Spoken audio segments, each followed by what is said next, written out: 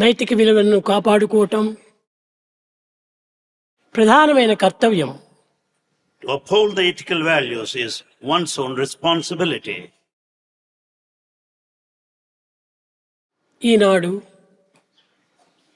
నైతికమంటే ఏమిటో, విలువంటే ఏమిటో యువకులకు యువతులకు ఏమాత్రమో అర్థం కావటం లేదు. Today, the young men and women have no idea what morality is, what values are. మానవుడు ఈనాడు ఈ నైతిక విలువలను కాపాడుకోలేకపోవటం చేతనే చిన్న వయస్సు నుండే పడరాని బాధలు పడుతున్నారు యువకులు యువతులు.